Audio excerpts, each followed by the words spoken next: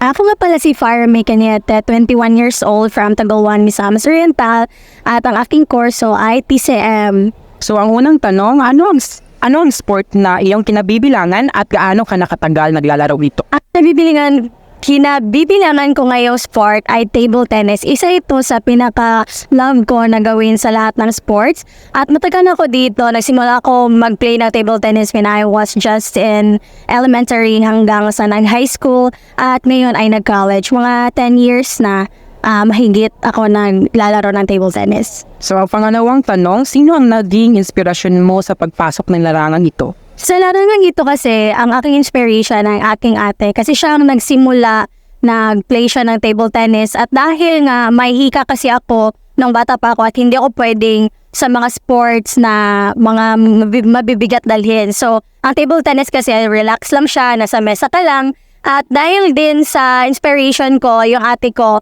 kasi nakita ko sa kanya na nag-enjoy siya na mag-play at nakita ko rin sa sarili ko na pwede ko siyang gayahin. Pangatlong tanong, paano mo nababalanse ang iyong oras sa pag-aaral at sa pagsasanay ng sport? Sa pagbabalanse talaga ng oras ay napakamahirap kasi as a student athlete, kailangan mo talagang i-prioritize ang mga ginagawa mo. Minsan wala na akong time para maglaro or gumala kasi ang dami ko nang ginagawa. Binabalanse ko siya at yun talaga, everyday, after ng klase, punta ako magti-training, after training, gawa na activities, after na activities, training na naman. So, time management talaga. Pag ganito, pag student athlete ka kasi, kailangan mo talaga yung oras ay hindi dapat nasayang. Ang pang-apat na tanong, ano ang pinakamahirap na bahagi ng pagiging isang student athlete? At ano ang mga ginagawa mo para manatiling motivated at focus kahit sa mahirap na panahon? Ang pinakamahirap as a student athlete ay yung nagsasabay yung mga schedule. Lalong-lalo na pag may mga events na pupunta kayo sa ibang lugar, tapos may mga activities or quizzes na kailangan tapusin.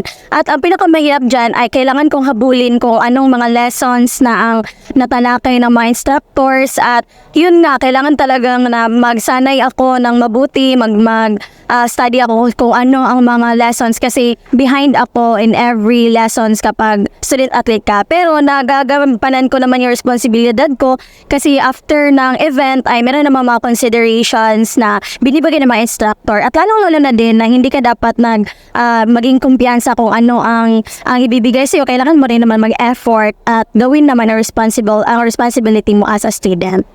Okay, ang panghuling tanong, ano ang pinakamalaking aral na natutunan mo mula sa pagiging student athlete? Ang pinakamalaking aral na natutunan ko ay yung true sportsmanship at pagkikipagkapwa talaga. Kasi sa aking journey as a student athlete, ang dami kong na-make mga friends from different schools, from different universities. Isa din po iyon sa nagpapatatag sa akin na friends knows no boundaries talaga.